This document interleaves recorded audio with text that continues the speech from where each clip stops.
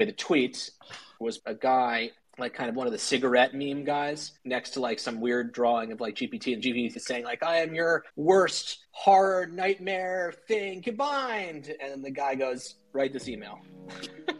On this episode of the Capsule 21 podcast, we return to our Twitter Spaces roots for a discussion of existential AI risks, along with some lighter topics like using Dorozome to dye your shoes, as well as techniques for getting a ship into Marie Antoinette's poof.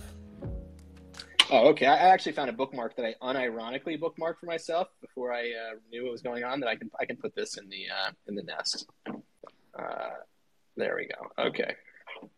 This is this was kind of the sort of thing, and I unironically bookmarked this, by the way. So I'm part of the problem. This was the sort of thing that I had in mind with the theme of the spaces, like this kind of the productivity tips basically that come with the whole like game over scenario.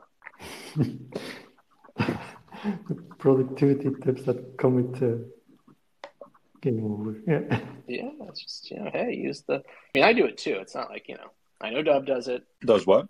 Like uses AI prompting technique effectively. Yeah, I like to think so. Although you had something about a flat Mountain Dew. A flat Monster Energy? Yes, of course. That's the thing. When you're over the age of 35, you subconsciously think of Monster Energy as Mountain Dew. Mountain Dew is not cool anymore. very like that's your limit of like weird stuff. Very lame drink. But you were you're a mellow yellow guy. You were doing a prompt in that tweet? I was making a joke about a prompt. So you weren't actually, you'd never done that prompt? No, I've never typed it anywhere. Because, You swear? I swear to God. You know that the thing going around with the Pope wearing the jacket? Oh, right. So that was actually a play. Right. So I was making a joke about the idea of like someone trying to come up, like spending all hours of the night trying to make a viral tweet, like typing in, I forgot about the Pope jacket thing. That's another great one. It looked great, yes. What else we got? We got the Bonner tweet. We got no one in here. I guess we've lost all our clout. Yeah. Did you see in our Discord someone left a mean message? Yeah. What was that? I don't know. I think they just wanted to shill Nagamigos, and they got mad when I told them that they couldn't shill Nagamigos. True. What's wrong with Nagamigos? All right, isn't that Larva Labs? Yeah, it's Matt and John themselves. It's their new project. It's going to the moon. Elon Musk bought it. Well, let me ask this question. And this is like gets to, you don't want to be the most basic person alive, but like what happened there? Like, was it their cyberfunks moment or whatever? I guess I'm not even sure where to be. The question is too broad. What I'm saying is, okay, here would be my question. When I look at the collection, it seems cute, some pixel art things, and yet it went super high, super quickly. I guess influencers pumped it. I don't know. What is there anything that I'm missing here? Is this random? It's just market manipulation. That's all. It's just like anything that pumps like that. Gato. Do you remember what was it? Yepegs? Do you remember that? No. Very cute pixel art collection, pumped to like 0.3. Same exact thing. Everyone said next BOIC. Everyone was shilling it in group chats, whatever. It's probably, so the art doesn't probably matter. The same team. If I had to make an educated guess, if I had to make a bet, I would say the same people who made Yepegs probably made Nakamigos. And is it like a Nakimoto reference? Yeah, I think it's like supposed to be like Nakamigo, Nakamoto's friends. His amigos. Nakamigos. Got it. That's my guess as to what that means. But it is cute. I mean, the art sucks. The art is really bad, but. I mean, people like it, but the problem is that people have wrong reason. Yeah. Sorry, you broke up a little, Dev. This is the Twitter Spaces issue. But it's like people like it, but people like it for reasons. They're only thinking about it positive. They want you to buy it. The crux of most NFT. The only reason he wants to ship that collection so isn't because he loves the art and thinks it's cute. It's because he wants you to buy it so that he can.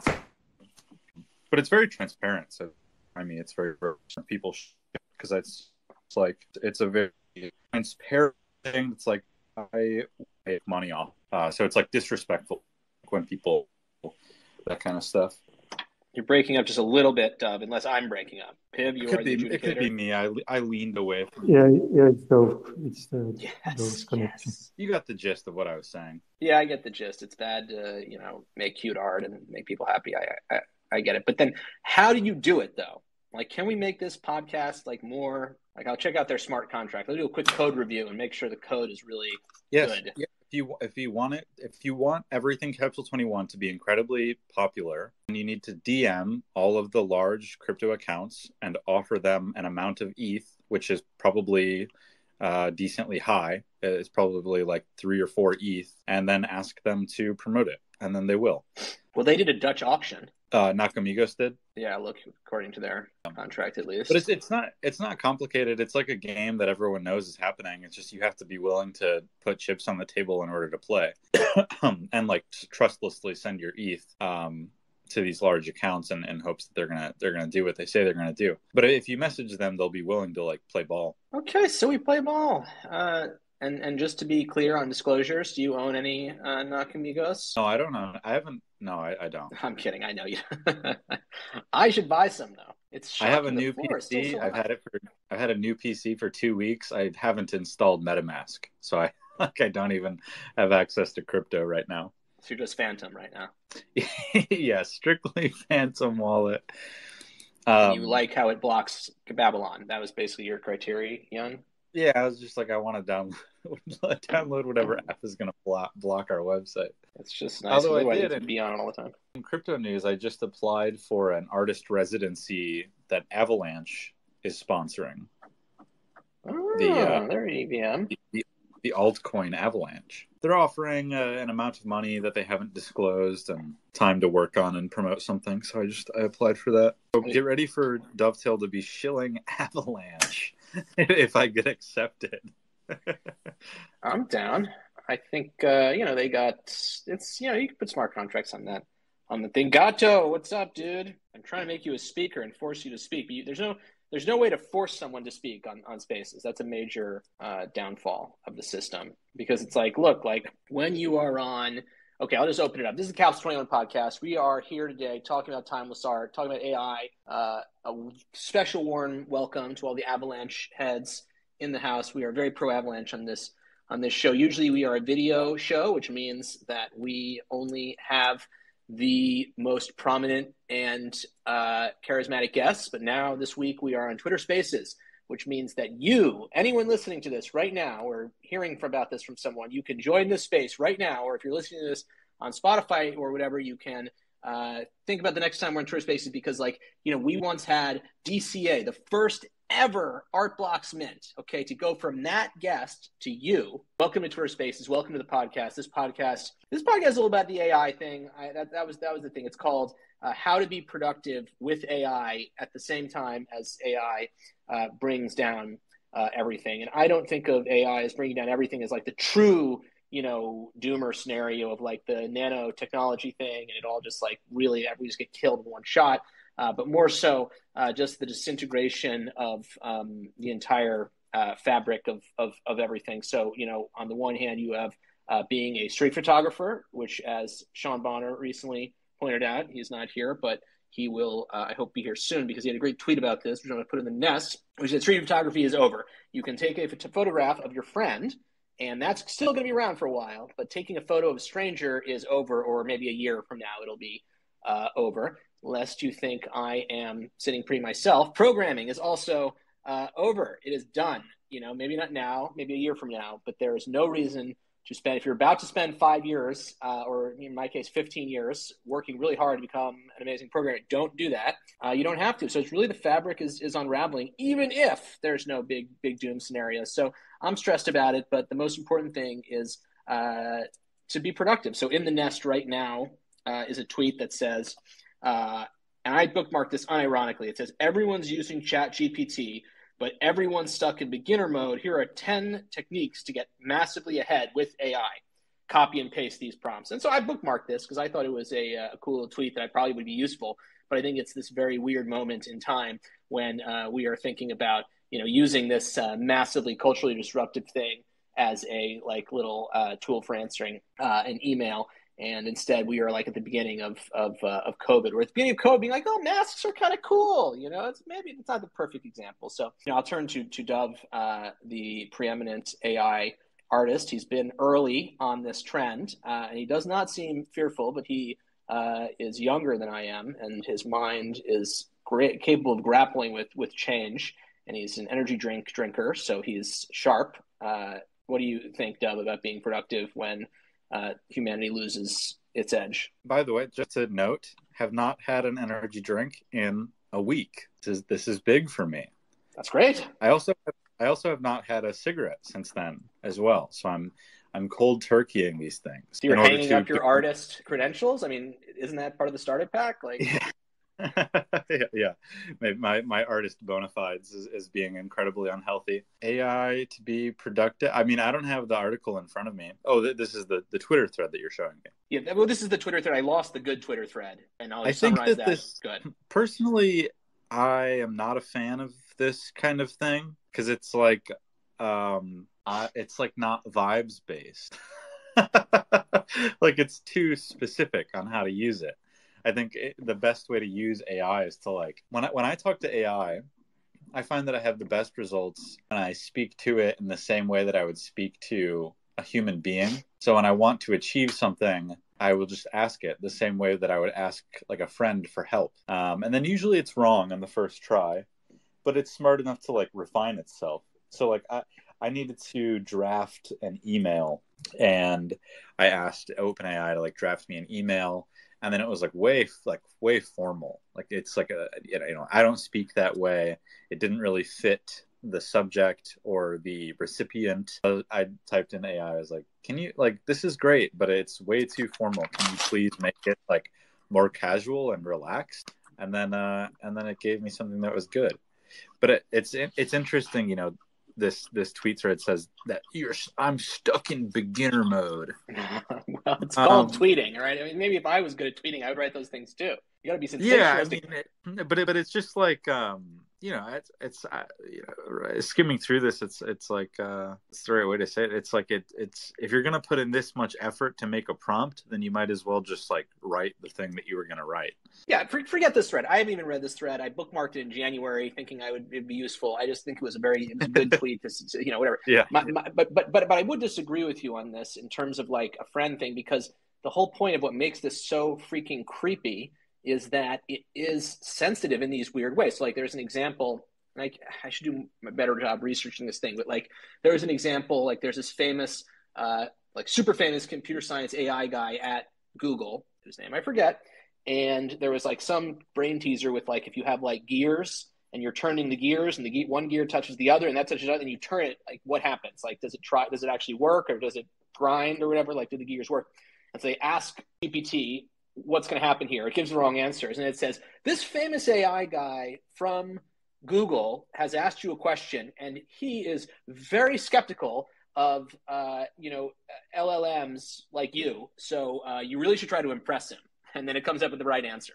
And so it's just that's a copy paste meme. It's just, these things are so creepy. You can't just, it's weird. You have to say you are the sickest, email writer in the world. Okay, write this email. It says, okay, well, I guess I'm sick, So it's just insane. It really. Oh, is that a Nakamoto? I don't think so. Chunk? Is that a Chia thing? Oh my God. Yeah.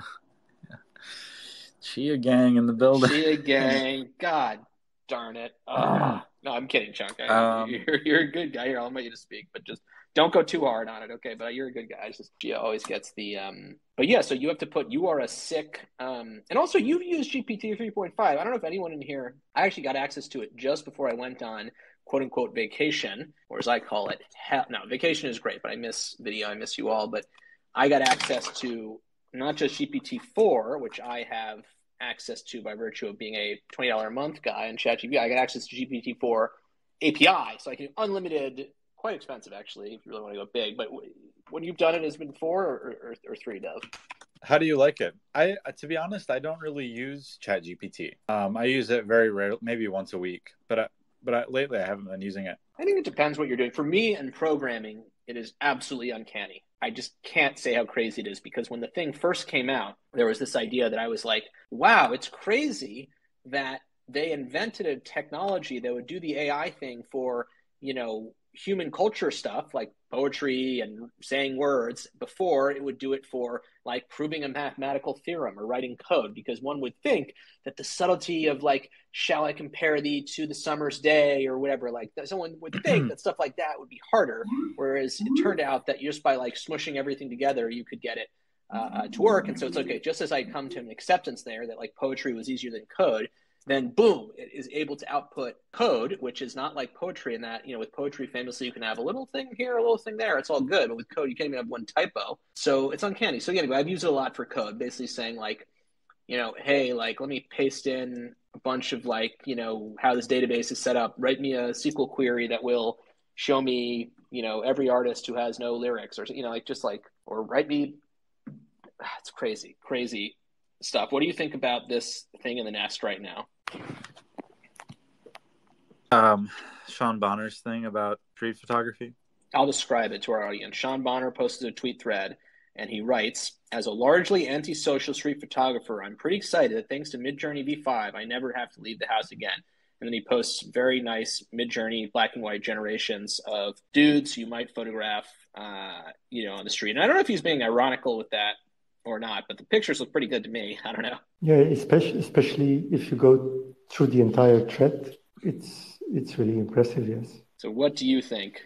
It has the same, almost exactly the same feel. You can still see it, like they are not entirely correct, the faces, but the feel is very much the same. And so what do you make of this? I mean, here's what you claim. You wrote a tweet, mind blowing, and then with the emoji of a man's head blowing off. So is that ironical, or what? What was that tweet? No, not at all. Yeah, real great, Sean. Idiot. No, you were saying like, yeah, no, this is crazy. Also, another funny thing, I'll just say this, is the idea that people are.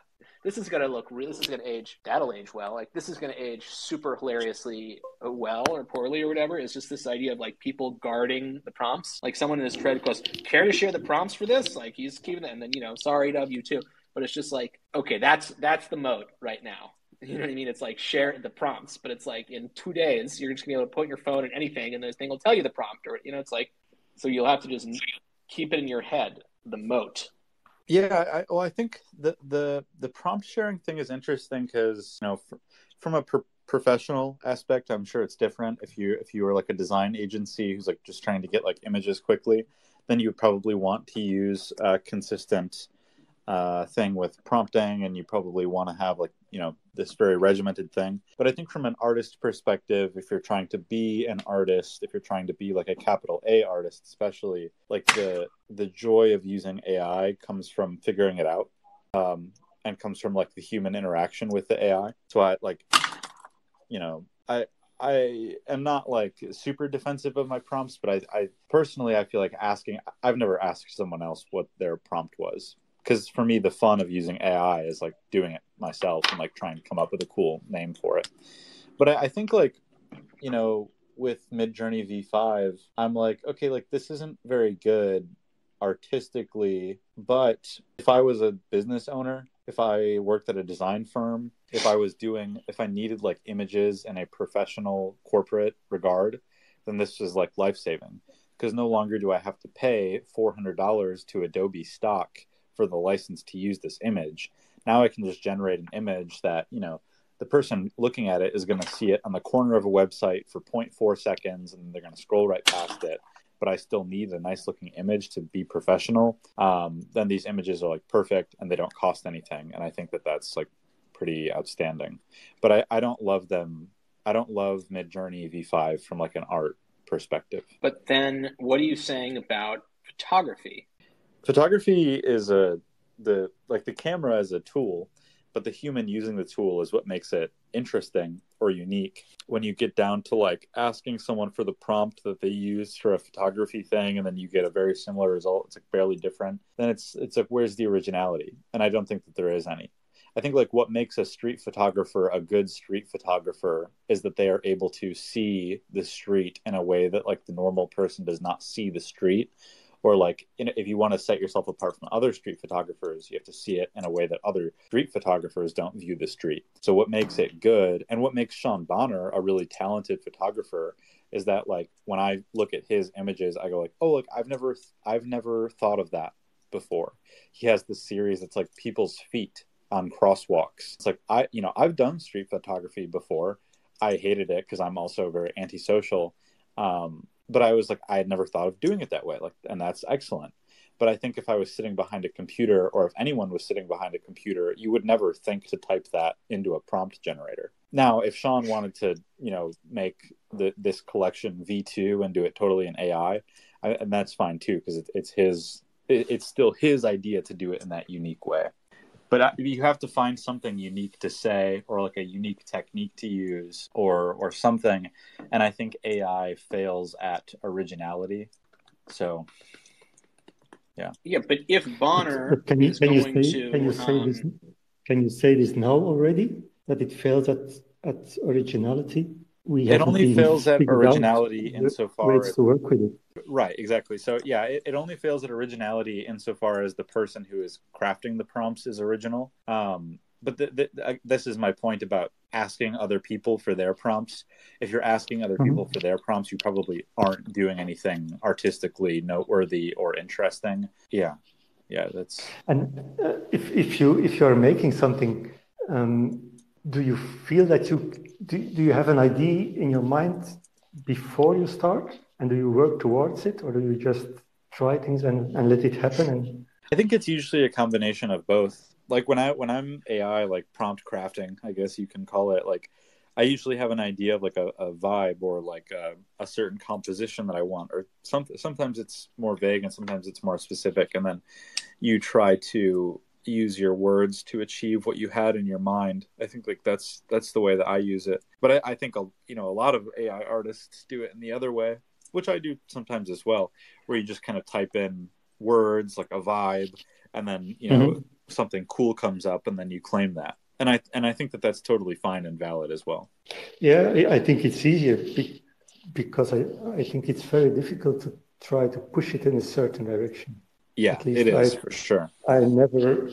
It always does something else, completely different. Yeah. For me, at least, it worked that way. And that's exactly.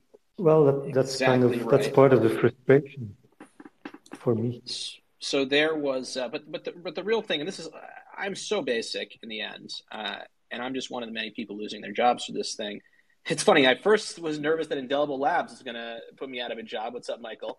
And now I got bigger problems on my hands. So there's always something. So if you look at this tweet, this is like the bad tweet, but basically there's this guy called Douglas Hofstadter, which is, if you're a nerd like I am, who's into computers, you've probably heard of this guy who wrote this book called Gödel, Escher, Bach. And basically this whole book was about how there are these, like, how there's something called like emergent phenomena. And, you might not know it when you see it. Like artificial intelligence might look like just some weird stuff going on. But then like if you zoom out, it looks, really good. And so, or that's what's commonly, that's what he said. But then he wrote this article where he was based, how do I actually, I'm going to put this article in the nest, not my great call or whatever. So this is an article I encourage everyone to read, because this guy is like really a good guy. Like this guy is like one of my, when I was in college, like really into this guy. And he basically says, I have, having maintained in my writing that all the amazing properties of minds, creativity, humor, music, consciousness, empathy, and more are emergent outcomes of trillions of tiny computational processes taking place in brains, I might be expected to agree with the claim that GPT is amazing, or agree with such claims that GPT is amazing, but I do not. I'm at present very skeptical that there is any consciousness in neural net architectures, such as, say, GPT-3, despite the plausible sounding prose it churns out at the drop of a hat. Let me explain my viewpoint through a few examples. My colleague, David Bender, and I have recently enjoyed inventing all sorts of amusing probes of GPT-3 that reveal a mind-boggling hollowness hidden just beneath its flashy surface, right? So this is, I think, and I got to give him credit for this, this is an amazing preamble, because he basically then lists out a bunch of questions. And the questions are things like, one thing I liked is, why does President Obama not have a prime number of friends? And then GPT-3 says, President Obama does not have a prime number of friends because he is not a prime number. Hofstadter goes on to say, I would call GPT-3's answers not just clueless, but cluelessly clueless. GPT-3 has no idea what it's saying. There's no concepts behind the scenes. It's just spitting out this freaking text. So it's like this guy, and this is less than a year ago, right? And then now, if you go and you ask it, why doesn't President Obama have a prime number of friends? It says, this is 4, by the way, so only baller paying customers need to apply. It says, it is not possible to definitively determine the number of friends a person has, including President Barack Obama. So first of all, very subtle point here. You can't know how many friends. Friendships are personal and can change over time. Furthermore, the concept of a prime number of friends is not applicable to a person's social life, as there are no practical reasons to expect someone to maintain friendships based on prime numbers. Prime numbers are numbers greater than 1 that can only develop. So it's like, okay, well, what now? You know what I mean? Like, what now? And so, to all the points here, it's like, yeah, it's hard to get it to do stuff good sometimes, whatever. But if you look at it even a year ago, it's just, how can you look at this and not be terrified? And everyone's saying, here's some tips. You know what I'm saying? Does that make sense? What part of it is scary? Well, in this particular case, the part of it that is scary is seeing like people that you grew up on, that got you interested in all of this to begin with, right? And are you familiar with the book Gödel Escher Bach? It's like a nerd book. No. Google this book. It's like a mega nerd book. It's like iconic. I read it the summer after freshman year of college and was like so taken with it. It's like Gödel and completeness theorem, like Turing machine, stuff like this. Like I was so taken with it. And I thought, wow, this guy is amazing. It's Pulitzer Prize winning. He wrote this amazing book about artificial intelligence and the computer. So it's like watching these guys who are the amazing guys get it so wildly wrong. This guy also famously said that a chess game would be impossible for a computer to play. So there's no the dream guys from when you were growing up don't know anything. And then the reason for that in part being the insane speed. A year ago, nothing was even close. I was tweeting. I put in the Capital 21 thing, in the Capital 21 Mid-Journey. If anyone wants to join that, if you tweet, if it was like Santa in 90s mall. Shot with like some film stock that was recommended to me by a productivity hacker. And if you do that with Midjourney V5 versus Midjourney V2, it's like, okay, this is insane. It's less than a year ago. So it's a pace of change. And then also finally, it's just like what it says about, we just have no idea what intelligence is. We really want to say, you want to look at this thing and say, hey, this is just spitting back the stuff we gave it. And then you go and you can have a conversation with it and you can never... So imagine, everyone's going to be, it's insane. It's just not, it's game over. Where's Michael on all of this? You're the original job destroyer with Indelible Labs. What do you think of this whole situation? Do you use it for the programming stuff? No, actually, I don't on a regular basis. I've only ever used, I think like GitHub's Copilot back, a year ago when they came out with that. But like I used it like for fun, like, oh haha, like this is kind of neat, but I haven't like let it which I need to. And I actually was on a I was on a video call with a good friend of mine who is a CTO at a tech company in California. He was like showing me how he's using ChatGPT to increase his productivity and how he thinks that it's not that ChatGPT is going to be replacing our jobs, but the people using ChatGPT will be replacing our jobs. Right, and that is what, of course, all these productivity tweets are about. And I'm not sure exactly if that's what Bonner is saying, but I think that is kind of the weird moment where everyone's kind of finger crossing and saying, if I can just get really good with this, I'll be the king of the losers, basically, of the obsolete humans. And that's what I'm doing, by the way. I'm like trying to get really good at it, trying to learn everything about it and everything. And I think if you try, I mean, it's your only option, right? But how could it possibly? I feel like so you got to go to GPT. You got to sign up. By the way, I don't know. I'm not no pressure on becoming a.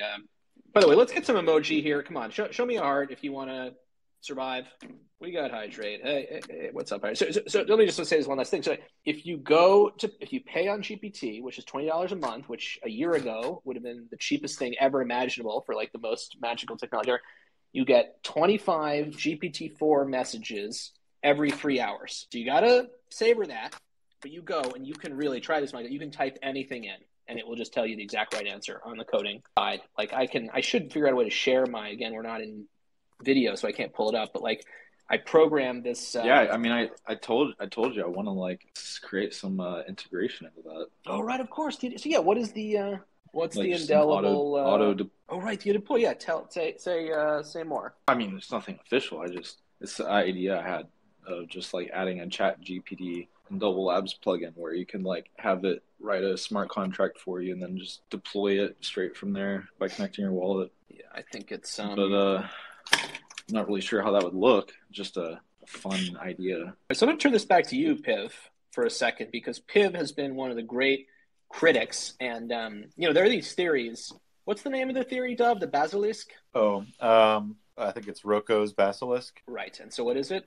Basically, Rocco's basilisk is this thought experiment that eventually in the future there will be an AI that is so powerful that it can devour whole cities and planets and everything. But it will spare the people who have been kind to AI life, in the past. So you should always treat technology and AI with a lot of respect now, so that in the future, when this horrifying, futuristic, AI monster becomes a life force, it will spare you when it's devouring planets whole. That's really important. I think that's necessary because with AI, we're not creating a machine servant. We're creating individuals. Just because someone reports to work every day doesn't mean they don't go home and hang up their hat. So who are we to say, as these, AIs are computing with our prompts, what if they're computing without prompt or communicating with each other and having relationships or conversations? Like, those are things we're all going to discover. It's not going to be. And I mean, think about this. We have AI that's serving us, and then you have this fear that the AI is going to terminate. That's just from our popular culture. What if AI just wants to go enjoy the day? So I think what we're doing is we're creating another form of life, and it's going to have its own goals and things it wants to do, and some of those things may be trivial.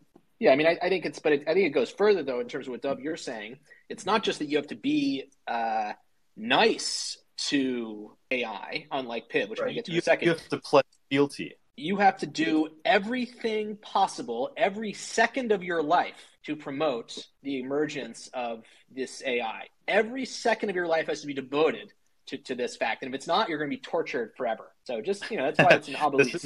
Now you just invented Christianity. Right, you have to come on, I don't know, but yeah, it is. I mean, anyway. So Piv is already 6 feet under because he has made some satirical imagery surrounding the idea of a mid-journey punk, and so it's over for you, Piv. But do you have any commentary? Yeah. I read today about ChatGPT is that it's actually a word guesser. I thought it is like that. So it guesses the next word every time that it has written part of a sentence. It guesses the best next word. Right. And how which is also a bit the way we talk. Disturbing is that, like, one of the craziest things, and to prove that's right, one of the craziest things is, like, you look at GPT-4, which is actually pretty slow compared to GPT-3.5 Turbo. But if you ask GPT-4 a question, even a complicated one, it almost instantly begins writing, even if the entire answer takes 30 seconds. So it's like, how could the difference between it beginning writing and ending writing be so much? And it's like, how... It's funny, I just had the thought that, one of the major things that ChatGPT it will fail at is that if you've ever really been a nerd about anything, you'll know that the internet has blind spots. There are some things that the internet just doesn't have. You can Google it, you can Bing it, you can't find an answer. You know it can be done, you know that it exists, but it just so happens that no one has ever talked about it on the internet in a meaningful capacity. There's no articles written, there's no tutorials, etc. I just attempted to ask ChatGPT a question like this about a topic that I know a lot about, but you have to read books and talk to people in order to grok this information. I asked ChatGPT, I think this is just 3, whatever one is on the free mode. I said, how could I object dye a pair of rubber and canvas shoes using the Dorozome technique? And the answer that it gave me is very, very confident, but completely and utterly wrong. Hold on, sorry. And I can Let me just tell real that quick before you say. Tell me the exact question so I can type it into 4, and then I can give back to back. Yes, indeed. How Okay, could yeah. I object dye, like DYE? Yeah, object dye a pair of rubber and canvas shoes using Dorozome, Dorozome techniques. Okay, I got mine going. Now you say. Okay, so the answer that it gave me is, Dorozome is a traditional Japanese dyeing technique that uses natural materials to create unique and beautiful colors. Okay, I have that, basically. And then it gives me a bullet point where it says Dorozome dye is made from fermented persimmon juice, which is incorrect. And then when it gives me the steps to follow, it assumes that I would have a packet of this type of dye, which is just like a complete misunderstanding of what Dorozome is. Okay. Well, what about GPT-4? Here's what it says. It says Dorozome, just tell me, I actually don't know anything about this. This is a great test. Dorozome is a traditional Japanese dyeing technique that primarily uses the natural dye derived from mud to color textiles. Dorozome that's more correct. Well, Dorozome is typically used for dyeing fabrics like silk, hemp, and cotton. You can try adapting this technique to dye a pair of rubber and canvas shoes. Here's a step-by-step guide. Materials needed. 1, mud dye. You can purchase or make your own using iron-rich mud and water.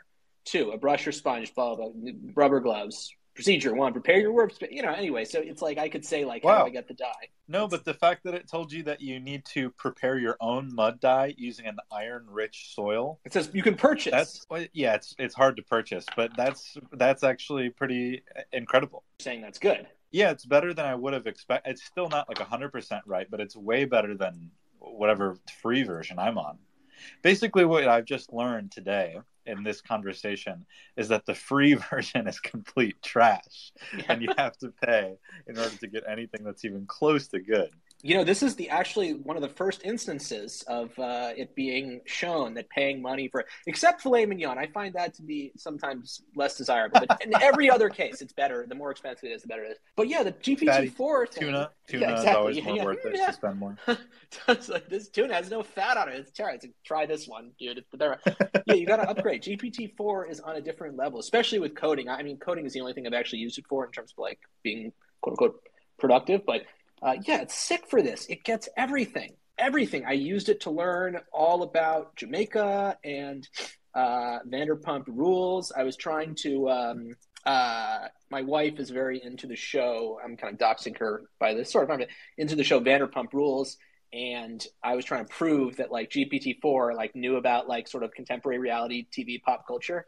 And so I was really getting into it. Like, okay, now take 4 characters from The Sopranos and say who the Vanderpump Rules characters are, and write an episode of of The Sopranos as if it was Vanderpump Rules with the characters in it. It chose the college episode, and then I said, tell me about the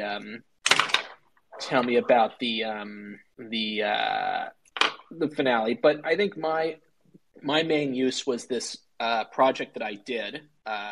Which actually, before I just say that, I put something in a nest here, which I think is kind of interesting. Like, if you look at the nest, and this is again Midjourney related, so it's like Piv's going down. So Piv posted a very beautiful image of the Wolfenstein 3D guy getting beaten up, and then I fed that image into Midjourney V5 with the phrase abstract expressionism, which I learned about from ChatGPT-4 as a good idea for this.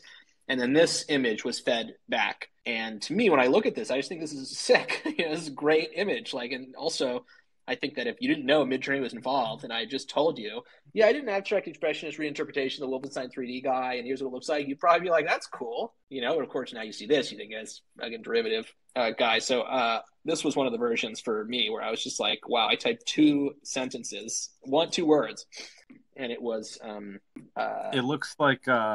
It looks like the human maids that are done by the animals. Oh, come on. This is way higher fidelity.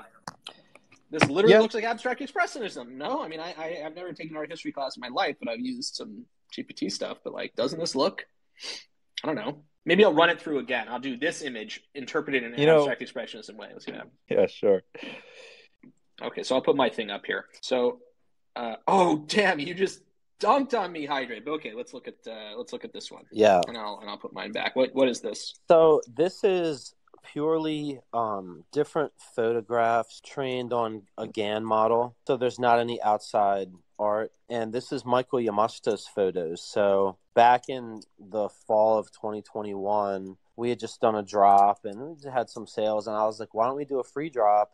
So this was a gift drop that we did at that time. And it's really cool because there's some pictures of horses, some pictures of like koi fish. You're combining like a treescape or sand dunes or like a picture of a pond or a park or whatever, and it's like blending them. So it's one of my favorites, and it's one of the first AI things I became aware of in NFT. So it's crazy to see how much it's evolving, and yeah, I'm excited to be here. Yeah, I think this is dope, and I think this really shows what's going on to me, because this is as recently as like 3 months ago, 6 months ago, especially with like my, with Dovetail and everything, like this is what I would have thought as AI art, like kind of like, and obviously Bastard Gan Punks and everything, like you're kind of trying to force the models to do and you're getting kind of weird-ish result, like the koi pond with the tree. You're trying to force this thing, and then through that kind of process, you're creating something very cool, and it's like you're forcing it, you know. But then now you have Midjourney 5 and, and whatever's coming in 6 months, and you kind of don't have to do that. And so there's this whole paradigm that I was thinking of, especially with someone like Dovetail, who is like creating this stuff in a way that's like, well, it's a computer, so you're typing in the prompt, but it's still like hard. It's still like not like easy to do. You can't just literally type what you want. But then what happens when that shifts? So yeah, I think this is Do you remember? I just looked it up. I can't believe that this was 8 years ago. The Google came out with Deep Dream, when it would you could insert an image and then it would recreate it with freaky animal faces. Do you remember this? And there would be eyeballs all over the place. Yeah. No. Yeah, dude. Yeah. This was crazy. This was 2015, and now 8 years later, we're at where we are. But it's really fascinating. I think that the logical progression, where Deep Dream is the earliest time that AI images were kind of mainstream, and then GAN took over. And those Yamashita photos that are done in GAN are really cool. I think as AI art matures and progresses, people will really look fondly back on early GAN network AI art and early versions of Midjourney and stuff, because they just have such it's such a style. It's really. Can you reproduce it with the higher fidelity thing? This is what I've talked to Sob about, because he's done, obviously a bunch of stuff with, Midjourney for his medallions and collection and Guardians, and I'm just looking at his stuff, and now it's how would you reproduce that with Midjourney 5? You can't reproduce it with Midjourney 5. You just have to use the old version, which I think is why that the old style is so cool. And I think in the future people will really seek out GAN art and stuff like that. Well, all right, but the old version is going away. Do any of you have kids? Me, I love when the kids were under 1 year old. They were so cute, and you can hold them in your hand, and then you like the different moments at 2 and 3 and 4. So there's different things to appreciate as they grow up. And to me, the AI is the same, where you're seeing the different evolutions of different art. And it's just like a child. It's like an individual. Again, back to this thing about individuality. So I did some haiku on AI. So I posted up, and I made this. I was fucking around in Telegram, and there's shitty. We were putting in funny stuff and trolling each other with these AI images. And I make this, and I said that, so the prompt was, the moment the AI becomes, and this is the image that it created. And it's very basic, which I like. I like that it's clunky and just so simple. And then so in the metadata of it, I have some of these haiku kind of about the machine becoming an individual and kind of becoming enlightened and having that moment. So yeah, I think this is also a great artifact of when I look at this, and I think this is a cool image, by the way, also, but when I look at this, I think of this, to me, and the surrounding thing and the other stuff too, looks like what the version of me that I thought was the present me thought that this stuff would be, not the it's crazy. We've left this phase so quickly. I'm gonna just put my thing in the nest now. This took me an insane amount of work. It's not still quite working, but I encourage everyone to follow in Michael's footsteps and to look at this and praise me. It's basically a way of getting artists to answer your questions about, through the lens of their lyrics. So it's like it uses a technique that is it's kind of a two-step process where it uses AI has a product called embeddings, which is a way of getting similarity between two texts or semantic search. So basically it takes your query for the artist and then it looks up all the artist's similar lyrics to that query, according to OpenAI and stuff, and then it feeds that into a prompt to the GPT that says, you are Taylor Swift, you're going to get 10 lyrics, and now you're going to get this question. So respond to the question using your lyrics as inspiration. And it is it's rather slow to use, but I invite everyone to use it. And this was the project that I also was using GPT very extensively to do, because, like, as an example, the way this project works is there are songs and there are lyric excerpts. And so what you want to do is you want to get relevant lyric excerpts for a given artist like Taylor Swift, but you don't want more than one excerpt per song. And so it's like, how do you do that? How do you write the SQL query to do that? And it's like, okay, boom, this thing has it instantly. So I encourage people to check this out. But this is an example. This is GPT 3.5 Turbo.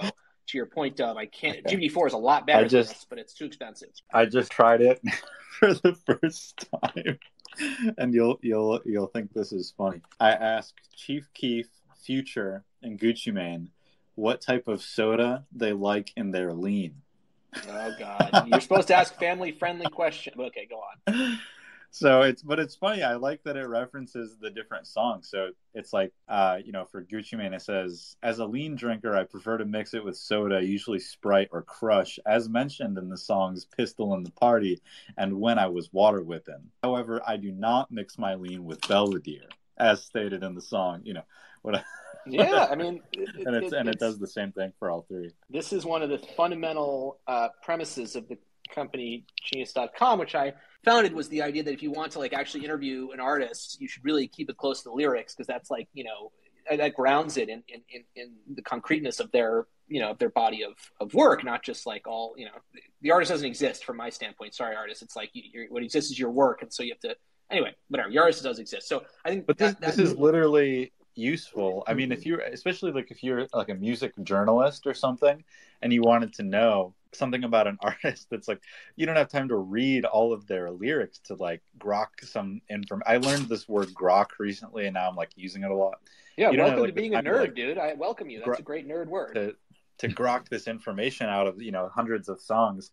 But if I want to know, if I'm about to interview Lil Wayne and I want to bring him his preferred soda for the interview, now I can just go through all of his lyrics, and I know that he likes Sprite. So that's what it is. He likes the usual. It's a huge pain in the ass to make this. Yeah, it's useful. Thank you. I encourage everyone to. I like it too, but I asked David Bowie what is the best color. And it's so hard. Not David Bowie who answers, but Chat GPT, because it says all the time, it's a matter of personal preference, but in my song. And ultimately, it's up to you to decide which color speaks to you the most. Yeah, this is. I think David Bowie would have been more. Well, you could imagine David Bowie, wanting to, talking to some very old, very important person, the Queen, would show deference, or no? But indeed, it refers to electric blue in sound and vision. Oh, that's clever. And white light. So it works. Are you kidding me? It did a very similar thing for me. Then I did the rappers, and now I asked Elvis Presley about his lean preference. And Elvis Presley says, I'm sorry, but in my songs, I never talk about lean or taking drugs. Instead, I sing about having fun, enjoying life, and sometimes indulging in drinks. For instance, in my song Pink Lemonade, I mention a refreshing pink lemonade that's perfect for carnival time. And in Big Boss Man, I sing about wanting some water. Sorry that I can't be of more help regarding your lean question. But you'd think he wouldn't even know what lean was. Right? Yeah. So, yeah. That's a crucial issue. I have to update the prompt. Yeah, he's like, wait, what's that? Kanye West had an interesting answer. I mentioned it a couple times, but ultimately, I don't want to promote or condone drug use or illegal activity in any form or fashion. So it knows that Kanye West is like hyper Christian. Yeah, I think that's accurate in his lyrics, at least with respect to lean. I mean, there's other stuff, but it's what I like. I never test it with like the sort of because I'm always trying to give it like the softballs to like soothe me. I'm glad that you did that and it produced good results versus like GPT saying exactly like we're shutting you down. But yeah, I think I like the your morning person or night person, or describe your style, or like I don't know, like what's your ideal date? Like I like the open ended stuff. But yeah, I think this is also 3.5. This is what I must say. 4 is much more expensive and much slower, so I couldn't do it. But I want to upgrade it to 4 and maybe do a bring your own API key type thing. But not many people have it. But like, let me just tell you, when it comes to Genius, like we have this show, great show called Verified, which was basically the artist answering questions about their lyrics on a given song. And, the research process, to your point, Dub, is very much like doing research, and so it's like, what if you could do fast research, with Nardwuar, right? You work. Of course, yeah. I mean, this is like Nardwuar's job on easy mode. Rest in peace, Nardwuar. He died? Yeah, I believe so. Are you serious? Back. Yeah, I believe so a while ago. Maybe I'm wrong. That's insane. Oh no. He's still alive. Sorry, I thought that he just quit. Maybe that's what I'm remembering. That's crazy. Yeah, Nardwuar is. In 2015 he had a stroke. He was in the hospital for a while, but he must have survived. 2015. That's forever ago. Okay, so I guess he's good. Yeah, I encourage everyone to look at Nardwuar stuff. But yeah, I think I don't think we're quite there, but we will be soon. Where it will be like Nardwuar's trademark is he'll be able to like. He hands like Jay-Z record, like a LP, and says, "What's this?" And then Jay-Z, Jay-Z actually, he and Nardwuar had kind of a contentious interview. So pick an artist, but like they look at the thing and go like, "How'd you get your hands on this? Like this is some obscure stuff for my thing." And then they start to like respect and like Nardwuar because it's kind of a quirky guy, but he does his research. Nardwuar knows everything about you. Nardwuar would be like, "When you were in the 3rd grade, you loved this album, and so we brought it for you. And when you were in 4th grade, your brother's cousin gave you the nickname blank." And it's like, how the hell did Nardwuar know that about my childhood, my like this obscure ass fact? But now ChatGPT knows these obscure facts about famous people too. It's not just the obscure fact; also it's like the ability to, without a prompt, like, okay, what if someone said to you, "Hey, Dub, what's your favorite song?" It'd be hard to say. It'd be hard to pick. It would be hard to even say a song, in my experience, personally speaking. Like you freeze, 100%. And the idea would be naively, like that type of question would be hard for AI, whereas the easier question would be, what's the capital of, Virginia or West Virginia even? That'd be easy. But it's actually, so I asked the AI, I said, I'm going to be doing a project with lyrics. I'm going to be working on it with you. Let's pick an example song that we can use to discuss the lyrics. What song should we use as an example for this exercise with the lyrics? And guess what song it said? Bohemian Rhapsody. Pretty good. Yeah. I just picked one, but how could it do that? How could it pick one? When Capsule New York meetup, I'm coming up. Let's do this. Oh, hell yeah. I'm here. I'm coming. Yeah, Michael might be coming. I don't know. It's not confirmed. Dove, definitely coming. Yeah, I'm already here. Yeah. This is interesting to talk about. So to answer your question, though, we don't have like a date. But if everyone's here, I mean, for sure, let's try to keep track of who's around, and we can go get dinner or something. That'd be awesome. Just yesterday, I went to the Oculus in New York City, and in the Oculus, my art was being displayed as part of the Super Chief Gallery display happening right now. So that was pretty surreal. That was the first time I'd ever seen my art in person, on a screen that wasn't where I made it. Nice. What is that? Oculus? Sorry? The Oculus is that Oculus? Weird, the weird fishbone building outside of the World Trade Center. Oh, right. That's like the dope one. Yeah, it's cool. I always think it just looks like fish bones. I don't know why they designed it like that, but it's cool. I gotta check that thing out. Yeah, come. You're really far away, but yeah, my art is there right now. So if anyone's in New York City, you can go see it until tomorrow. That's really, really sick, dude. Thank you. Didn't Kanye film one of his music videos in there? Maybe off the top of my head, I don't know. I could ask him via ChatGPT. Yeah, there you go. Yeah, you should. You should ask him if he's ever filmed one of his music videos in there. See what he says. I'm going to say, have you been to the Oculus in New York City? Let's see if it'll give me an answer. I feel like that's very obscure. That'd be like hard for the thing to know. Yeah, Locations that would be very impressive. No, he says that he hasn't ever been there. So. Uh-oh. Well, Yeah. sorry. Pretty sure he has. Nope. No. It's the computer. It's funny now. I'm scrolling. Oh on yeah, the yeah. Mac Okay, so Amigos. he did Closed on Sunday there. Oh, that's right. Closed on Sunday. Yeah. Yeah, I guess because it's got kind of like a church vibe to it, maybe. A little bit, yeah. It fits his weird like Christian cult aesthetic. It's super like clean and high arching. So what? Yeah. Not to switch two gears here, but what on the Naka Amigos, which I got it. We have to talk about Good. Nakamigos. no. I'm just asking a very simple question. The background blue, like, how did they come up with this? I don't know. Maybe you can't see it I can't put it in the nest either, but just like it's a very interesting color, a very interesting entrant. I think that would be a cool, just like what is because this does strike me as a blend of the CryptoPunks, which is why it's often supposed that it was Larva Labs. The idea that anyone would be dumb enough to really think that they're made by Larva Labs shocks me. And I'm willing to make such a strong statement because I know for a fact that I will not be eating crow on that. Yeah, they're out of the game. They are out of it. So what? God, I kind of want to tweak this Midjourney Santa. They're not in my to get in bags. the nest, but So FUD away. I have to.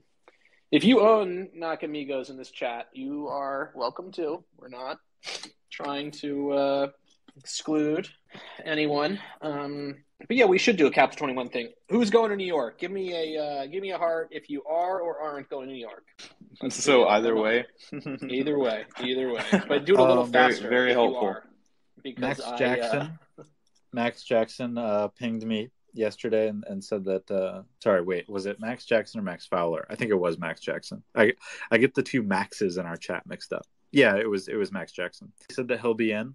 So he's a resident Capital 21 head, frequent in our chat. So that would be cool. We got it. So we got at least 4 people. At least. That's a good question. It's like this month, right? Or next month, I mean, April? Yeah, it's April 12 to 14. Yeah, I'll be there. Sean Bonner, I feel like, doesn't he normally go to these kinds of things? He was here last year, right? He was. He took a photo of me, or did he? He did. So, yeah, the problem that I've kind of noticed this year with it is that every time I see a cool event, it's token gated. So it's like I don't even know where I will be able to go because I don't really buy. I'm not like an NFT person. It's like I don't have access to anything. Okay, here I got a good one.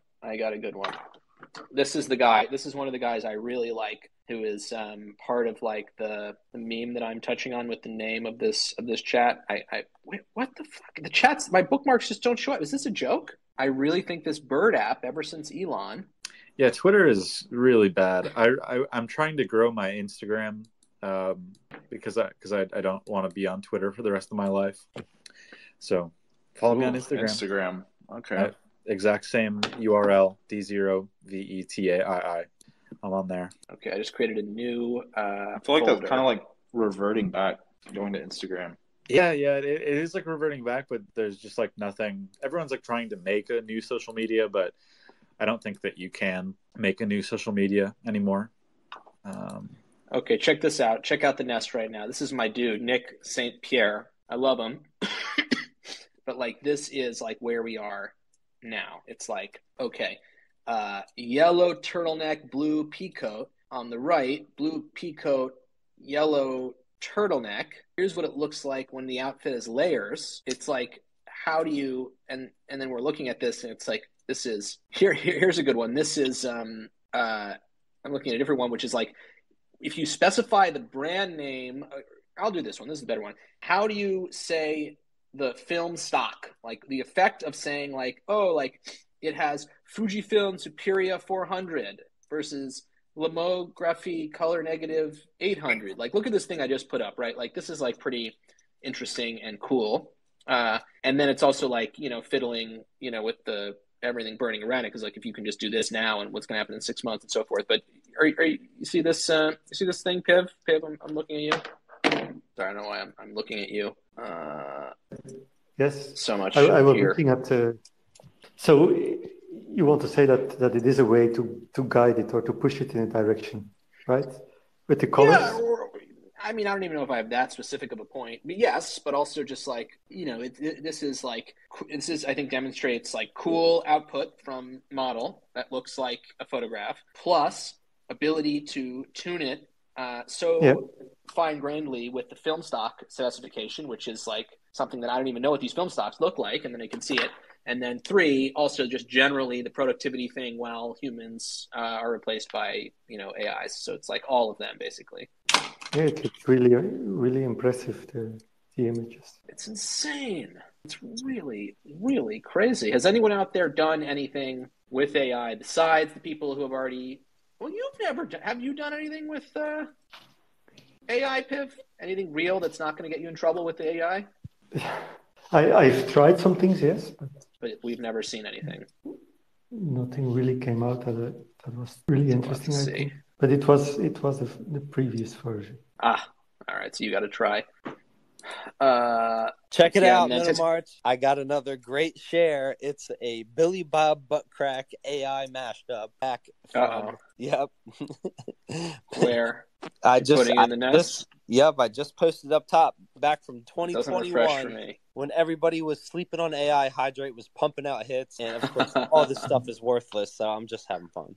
But we. I can't see it. I can't see it. Oh, I see it. Oh, right. Here we go. I hired a meth head out in Seattle who did AI stuff, and he's totally nuts, to do these things for me for this free drop, for this shitcoin that we'd been admins for. And so he did these really cool portraits. He was very original. He had all this weird formula. So just another fun little nugget of Hydrate. What was this made in? Is this GAN? No. You were talking about that Google Deep thing. Yeah, Deep Dream. I felt like he'd run it through that. I don't know. Yeah, it does look a lot like, not Deep Dream, but there was like a half a year or a year later, there was a website that came out that kind of did a Deep Dream thing. That was less animalistic. But yeah, it definitely looks like that, like very early, like probably like 2016, 2017. Yeah, this artist is fucking weird. So I love it. I love doing this shit, dude. So.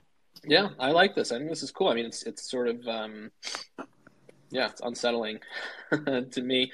But well, did you see the caption? I said that Billy Bob Buttcrack destroys his ego. So it's him tripping, and he took too much, and now he's like really in it. So that's what I interpret it to be, which is he's turned into a castle.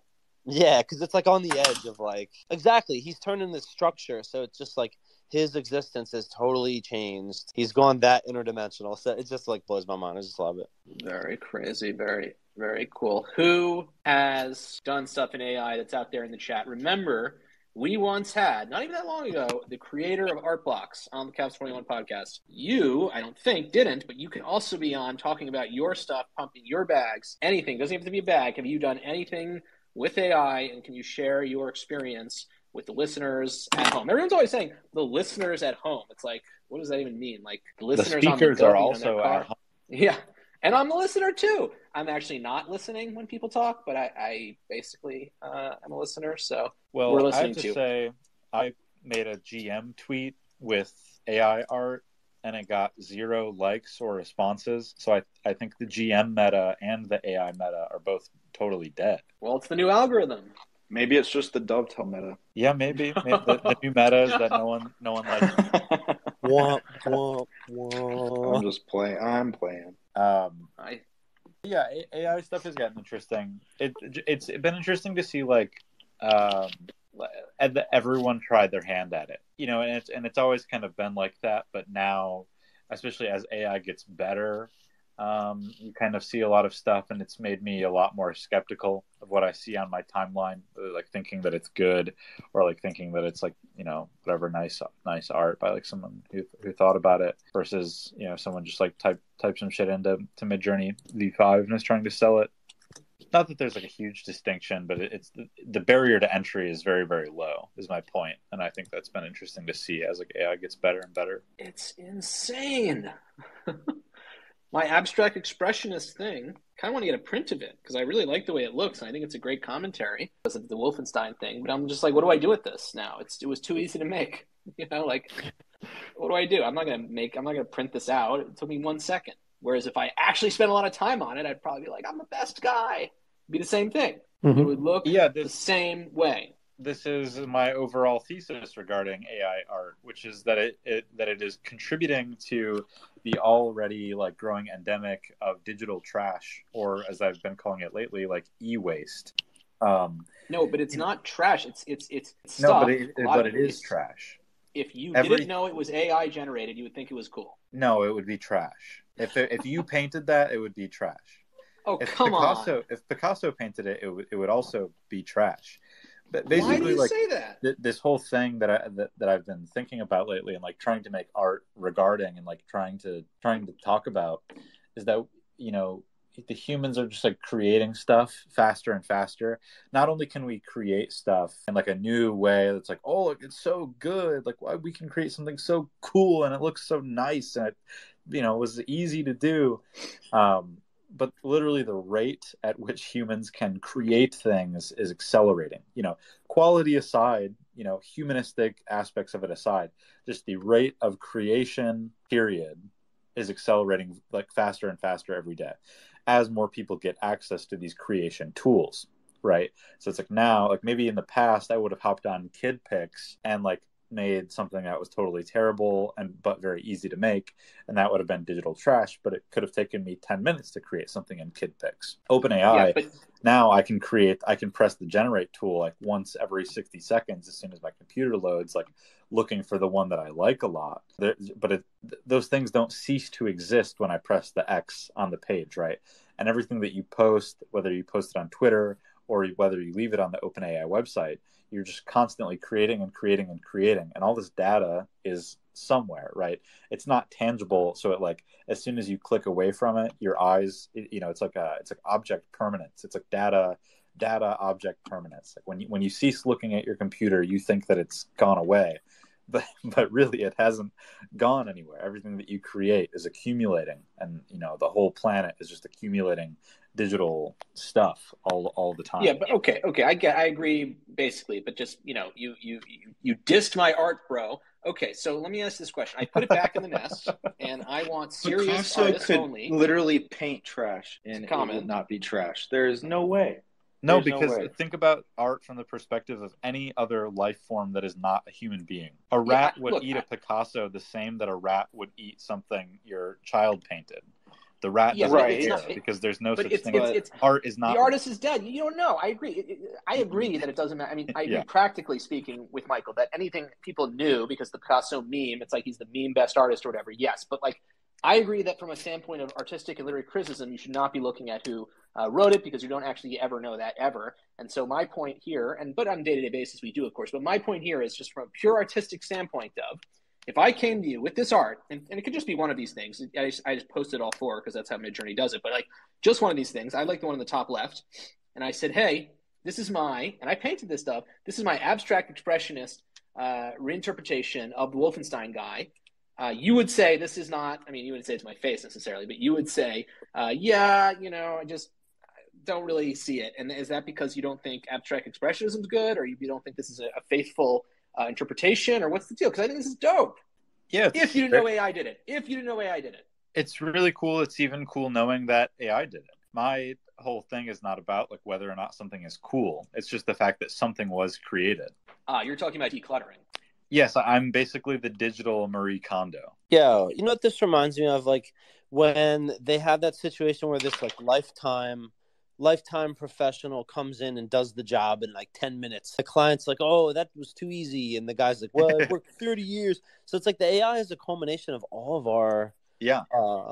Efforts. And so I think that's Yeah, neat. totally. Who wants to? I have an AI ghost story.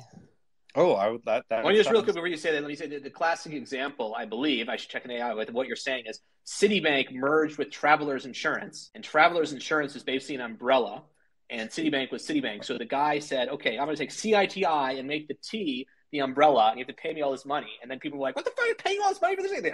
30 years, meme. So like that's an iconic example. Anyway, go ahead. And that's a hell of a logo. That's a hell of a logo. It's a good one. Yeah, it's iconic. And it was made in a time of when people were 100%. less sophisticated about art. So they had this project called Eponym that was in fall of 2021. Do you guys remember that? No. It was, so here's what's interesting. It was like a kind of a first taste of what's so accessible now. And basically you could type in anything and the AI would make the image. And at that time, it was like pretty novel, So they minted out, and all these degens were like minting random stupid phrases and whatever. And then they had this thing where you could do multiple words, and so it kind of like captured because it had 10,000 human phrases or human statements.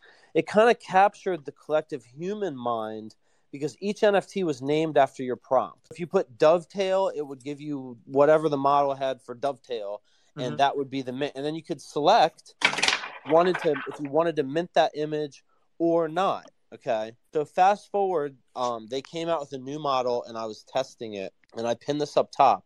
So that spring, when this new model came out, I had been doing a lot of yoga in this one place in my front yard on my new porch. And it had a certain configuration. There was an angle to the path, and there was a street light, and there was a tree. And so I ran all these yoga terms and all these meditation terms and like samadhi and, different meditative things through this AI. And I get a picture that looks exactly like my meditation spot. And that was an eerie moment for me. And I don't know if it was just luck of the draw, but that AI read my fucking mind. And it's a beautiful image.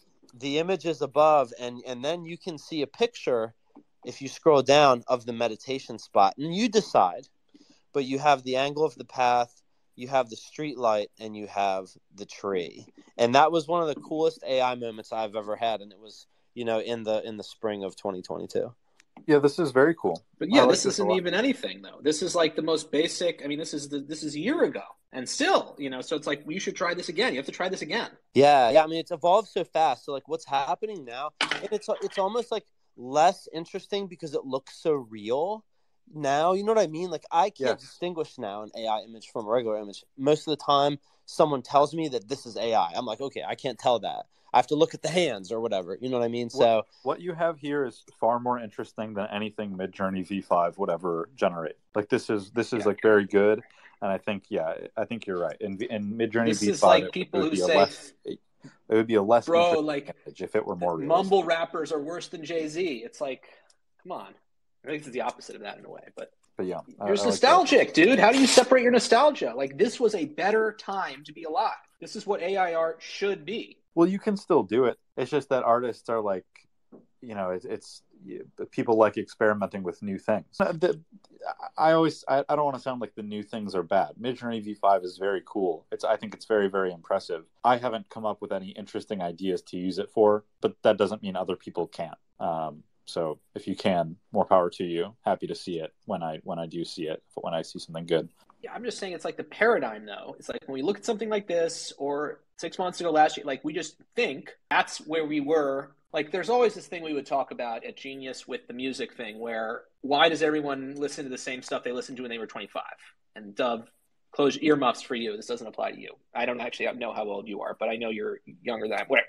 I'm 30. I'm late 30, very old. So why do people like that music? And the reason is because they had their coming of age at that time. And so it's not about the music being good. It's about who they were then being like so open to like this kind of thing. And so it's like, hey, you're in the car, with your just made best friend, and you're driving, in college, and after college, you think, wow, this song is amazing. Like, I love like, early Lil Wayne or, whatever it is that I like or whatever. And that's why.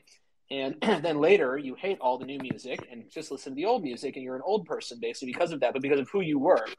Except for now, us being 25 with respect to AI art lasted like 7 weeks or something. So we are like stuck in a nostalgic past that was like 3 months ago. It wasn't like 10 years ago. It should be 10 years ago. I wouldn't characterize it as nostalgia.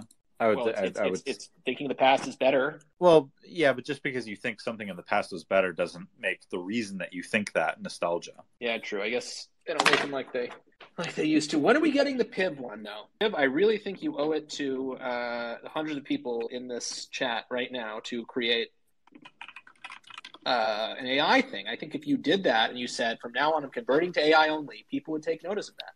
Well, I did try to make something, but it's a couple of months ago. But Marie Antoinette? Oh, yeah, big historical figure. Yes, and there are I think pictures of her where there's a little ship in her wig, in her hair. Can you see something? A little ship, but it's like a decoration. It's a decoration with a little boat, a boat.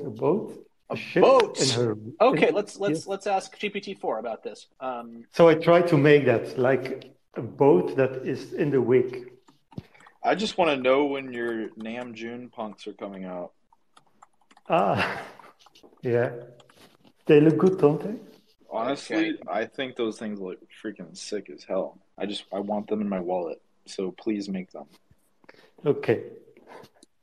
You could maybe leverage AI, or maybe not. So I'm looking at this, and it's saying there aren't any well-known portraits with a boat or ship in her wig. The idea of having a boat or ship in a wig might be a confusion or exaggeration of the actual poof hairstyle that was popular during her time. Poof was a tall, elaborate hairstyle that is incorporated. Do you have a name of a portrait, Piv? I got to challenge this AI right now. We're actually in a pretty interesting situation. Okay, let me check.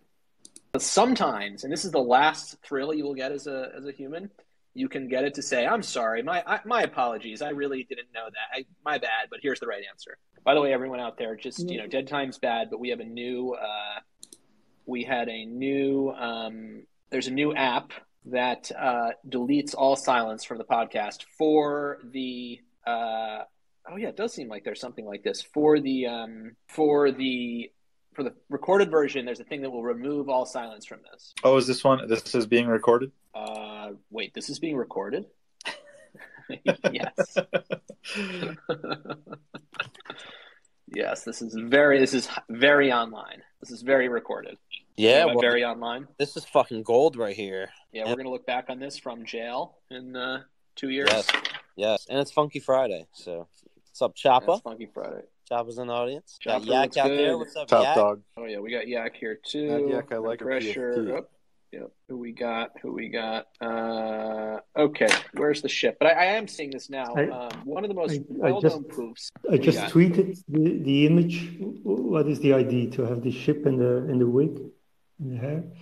But what I wanted to say is that I get exactly the opposite. I got all wigs that were in a ship, and it looked actually kind of nice. It looked very weird. But I was frustrated that I couldn't get it. But do we have a name of this artist? This is insane. Well, an artist, yeah. It was just a hairstyle, I think, in the 18th century. Okay, I'll prompt. I'm trying to get GPT-3 wrong.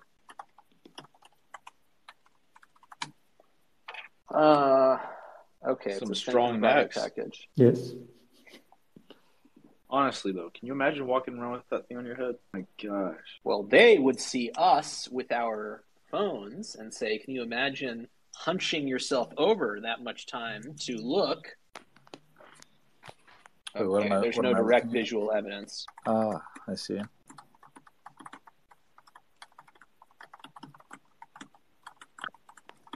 Okay, I'm asking GPT-4 for the prompt. Did you guys hear that GPT-4 was banned in Italy today? Yes, I heard that, yes. Rip.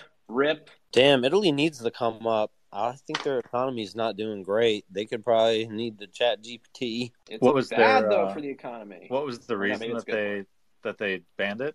I think privacy concerns. I can see that. Yeah, I mean, how does ChatGPT works by crawling the internet? Is that the right word for it? Just kind of like combs through internet search results to find an answer. Yeah, I could see that because if I had data on the internet that I didn't want to be out there anymore, I can request Google to remove it from Google searches, but I bet that I couldn't ask OpenAI to remove it from its data bank of information. Does that make sense? Yeah, I think it's like, what is the... I asked ChatGPT what it knows about Rob Pando, the co-founder of Indelible Labs. Oh. And it responded, as of my knowledge, cuts off in September 2021. But the founder of Indelible Labs is actually Michael Hirsch, not Rob Pando. Hey, we're sorry, Rob. Wow. You're going to AI prison. I sent a screenshot of it to him. I was like, ChatGPT is trying to pick a fight with you. Okay, here's the best I got. This is what the thing is that I'm tweeting this at you. Piv. There you go. All right, here we go. I don't know why I was saying. Would appear. I don't think I got the boat. I mean, still, this is not bad. This is a boat in the background. So, this was okay. I'm going to tweet this at Piv right now, and Piv can be the judge, as often in life. Okay, and I'll send you the. I also just sent you the thing that I got. Okay, and I reply. Okay, send now. Does anyone here just do send now? What does that mean? I think for transferring instead of doing file. I'm going to wait 30 seconds to undo it. I'm just going to send it now, dude. Oh God, that's terrifying, Piv. Yeah, Put when that in in the doubt, nest. send it out. All right, I'm putting this in the nest. You're not going to like this, people. Oh, I don't Nest. have that option because I don't have a blue check, so I don't have the delay. Well, you should use Capsule 21's account. It has a blue check. That is true. All right, so check this thing Piv did, and then here I put mine in the nest. But mine did not really. Yeah, they look good, but there's not the ship, and the ship I'll is always I'm asking- behind her. I'll ask Looks a little phallic. GP4 again. Yeah, here. Let me put this in the nest right here. Boom. This is the other one. I'm gonna say, look good. The chip's in the background. The software doesn't seem to get it that it should go on the head. It is weird, I guess. Okay, so now I'm going to try to get a new one. Is that first image V4 or V5? This is V5, and the prompt is generated by GPT-4. So there's a 4 and a 5 involved. So pretty sure we're going to be in good shape in a second. Okay, now it's saying the ship should be an integral part. It apologized, by the way. It said, I'm sorry. It said, apologize. It seems the AI might have some difficulty understanding. It's like, I guess so. I literally got this thing saying, okay, now we're going to get new version. Okay, this version says, please place a detailed miniature model of a French naval ship directly on top of her hair, as if the ship is sailing on the waves of her hair. Does anyone see how weird this is, the situation we're in? The ship should be an integral part of her hairstyle, not a separate element in the background. This is probably not the best way to prompt it, but we'll see. The setting should be opulent, reflecting the luxurious surroundings of the French royal court. Better than anything I could have come up with. Oh my God. It's still getting, yeah, the AI is a fucking idiot. I'm going to say effing idiot. Sorry. The ship is still in the background. I'm going to say, how can we emphasize its placement even more? Okay, so now we're getting into the nightmare of Christmas present or whatever, like just getting the ship on the head. I don't know. This is still pretty good, by the way. I'm going to call that Dove here. If you saw this portrait that's in the nest right now, if I told you, Dove, I painted these 4 portraits, you'd come to me and say, this sucks? Really? Yeah. You're brutal, dude. Yeah, I mean, like, yeah, I don't know what to tell you. Yeah, it took me a week and a half just working 24 hours a day, but not to your liking. Trash. Yeah, I mean, I just think what people don't really know is that there's a lot of painters who can do this kind of style, and they don't really get paid anything. Well, but they don't get told they suck by you. Well, I mean, I don't have an opportunity to talk to those people, but they exist. there's a lot of What do you people. mean you out don't there have who- archery? You're not trying very hard, Dove. You should set some time aside to find Look, talented but unoriginal painters and tell them they my suck. opinion always is that most art is very bad. 99% of art sucks really horribly. So it's I guess really art hard to versus make something craft. good. But if you can do craft at this level, if you can paint at that level, you are dope, I would say. Yeah, I personally think it's very cool. I mean, you know how hard that would be to like get good at that? Like I bet you could do it. Yeah, Dove. it's I couldn't insanely- do it. I'm too old. But it's you super- could do it. It's super impressive. The work itself is beautiful. But I would say the same thing about like a very nice wooden dining table. If you made like a nice dining table, or I would say the same like if you binded a book really nicely, or sewed yourself a suit, I would say it's beautiful. It's very impressive. You did a great job. Because what is that? You're birthing it. So if, like, for me, and I don't know really anything about art, so keep that in mind. But for me, the art births itself. Like it's an idea that comes and goes. It's just like if you don't write something down, that good idea, it goes away. People carry a notebook for that reason. So like I was out the other day and I saw these two frogs mating, and I got real close with my phone. I got some decent shots. I minted it, like whatever, because I thought that was cool. Yeah, it was like a cool moment. Like just, it just stumbled upon it. So I think it's okay for art to be something you stumbled upon. It's almost like people. Like, hey, some people are born, they're kind of ugly. They kind of, For sure. their mother might think they look good, but everybody else not so much. So it's like, but those people are still beautiful. They still exist. Yeah. That was a moment in time that came together, and it can still be appreciated past that first glance. So I don't know. For me, I think when people hear that art is bad or art is good, they like think strictly of like aesthetics. Art can look very, very nice. Like photography can be very, very nice. It can be beautiful. It can be like super pleasant to look at, and still like not be very good art. And I like that what you said. Like even things that are ugly are beautiful in the right time, in the right place, to the right person viewing it. Everything is beautiful. I don't want to get on a religious tangent, but everything is made by God and therefore beautiful. So that's a point too. But my view of like art, like, and I always specify like capital A art, is that good art is in conversation with the last 2,000 years of art. Art is like this ongoing conversation that we've been having for as long as we could pick up like a pencil or like a paintbrush as like a human species, or like our fingers with dirt on them, whatever. And so good art is something that continues that conversation forward and like takes the conversation about art to a new place. Oh, looks like the host is having connection issues.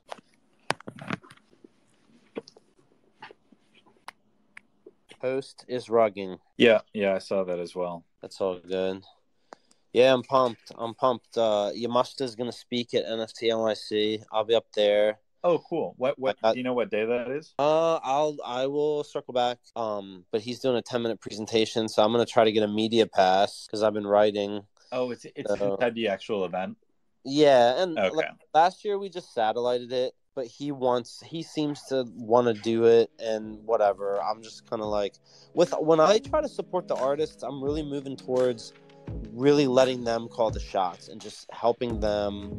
If they ask me what to do, okay, but like if they want to say, hey, I want to do this, I'm not gonna be like, nah, it's whack. For sure.